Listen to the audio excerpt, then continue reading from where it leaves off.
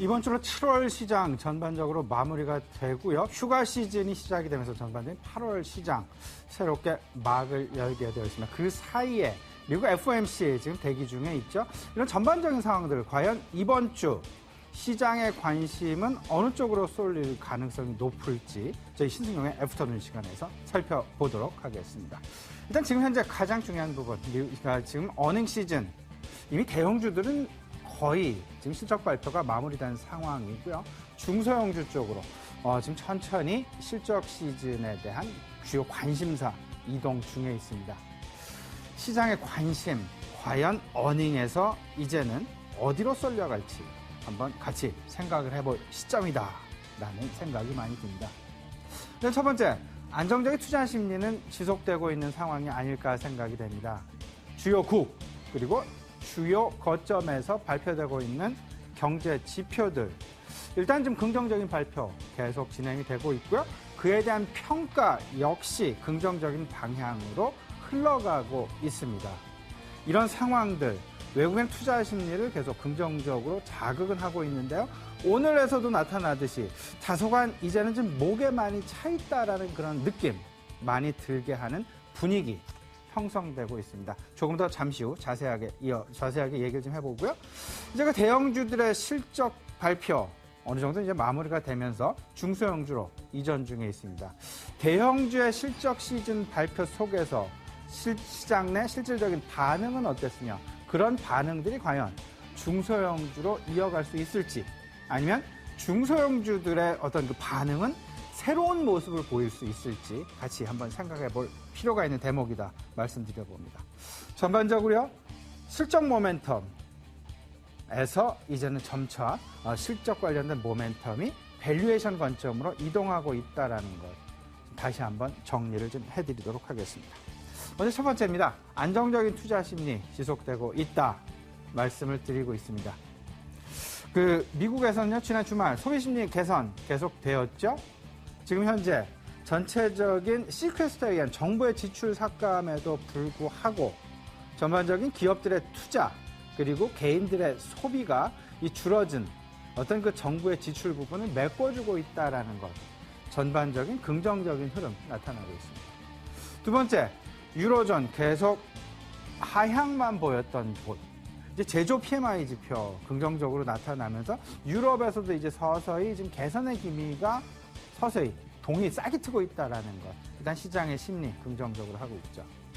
중국 다소간 좀 이원화되고 있습니다. 무슨 말씀이냐면요, 일단 경제 정책이랄지 전반적인 경제 지표 이런 부분은 다소간 눌림 내지는 하향, 둔화 나타나고 있습니다. 하지만 산업별로 구조조정이 다시금 나타나고 있다라는 것, 그리고 새로운 바람이 불고 있다는 것, 철강 쪽에서의 구조조정 바람, 그리고 태양광 내지는 대체에너지 쪽으로의 신선한 새로운 바람, 이런 부분들이 중국에 대한 전반적인 기대 심리를 조금은 좀 차별화시키면서 계속 싹 틔우고 있다는 것.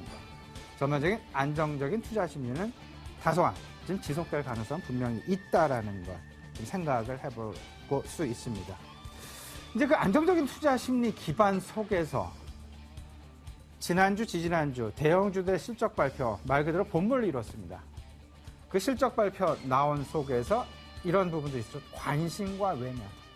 사실상 실적이 좀 덜 나온 회사들에 대해서는 조금은 더 관심을 갖는, 다시 말씀을 드리면 지금의 실적이 바닥일 가능성이 매우 높다라는 기대 심리가 작용을 했고요. 오히려 좀 상대적으로 실적이 매우 긍정적으로 나온 회사 같은 경우에는 애써서 그 부분을 조금 좀 덮어버리려는, 다시 말씀을 드리면 조금 IT 업종에 대해서는 다소간 좀 외면을 하는, 실적의 호질적에도 불구하고 다소간 그 긍정적인 실적을 외면하려는 시장의 투자 심리가 많이 보였다 하면, 상대적으로 한동안 부진했던 경기 민감주들, 소재주, 철강주, 비철금속주들, 전반적인 경기 민감주들 실적이 그렇게 썩 좋지 않게 나왔음에도 불구하고 지금 현재가 2분기가 바닥이다라는 바닥론이 크게 대두가 되면서 오히려 더 관심이 크게 나타나는 그런 상황들 시장 내에 펼쳐졌었습니다. 과연 이런 부분들이 잠시 후에 이제 앞으로 계속될 중소형주들의 실적 발표에 이런 분위기가 계속 이어질 수 있을지 없을지, 그리고 중소형주들에 대한 서서히 그런 부분에 있어서 관심이 확대되고 있다는 것 생각을 좀 가져봐야 될 것 같습니다. 이제요, 대형주와 중소형주 조금은 좀 나눠서 생각해 볼 필요가 있는 시점이 도래했다라고 말씀을 드려봅니다. 대형주, 주가 관련된 모멘텀, 다소간 좀 주춤해지는, 둔화되는 그런 모습, 오늘 시장에서도 여실히 지금 나타나고 있습니다. 모멘텀이 둔화됨과 동시에요, 이제는 밸류에이션 찾기에 조금 더 바빠질 가능성이 있다는 것. 과연 이 회사의 밸류에이션은 5배가 맞을까? 7배가 맞을까? 아니면 이 업종 같은 경우 과거에 12배를 계속 기록을 했는데 이 12배를 계속 유지해도 좋을 것인가? 아니면 조금 좀 내려야 될 것인가? 업종별로, 섹터별로 이 분위기 좀 다르게 나타나고 있다는 것을 꼭 주지하고 시장 대응 전략 세워 나가셔야 되겠습니다. 이제 대형주는 그렇고요. 중소형주는 과거 한 3, 4개월 동안 우리 시청자 여러분들 이런 종목 저런 종목 못 들어본 종목들조차도 매우 많이 들어보셨으리라 생각이 됩니다. 소위 말하는 성장 스토리, 확장된 성장 스토리를 많이 들으셨을 텐데요. 그에 대한 이제는 확인 시기가 도래하고 있다는 것. 성장 스토리가 실질적으로 실적에 연결되는지에 대한 그 여부 확인. 그 부분이 이제부터 중소형주에 대한 실적 발표에 초점이다라는 것. 대형주, 중소형주 조금은 실적 관련해서 나누어서 생각해 볼 필요가 있다는 것 다시 한번 강조드리고 싶습니다.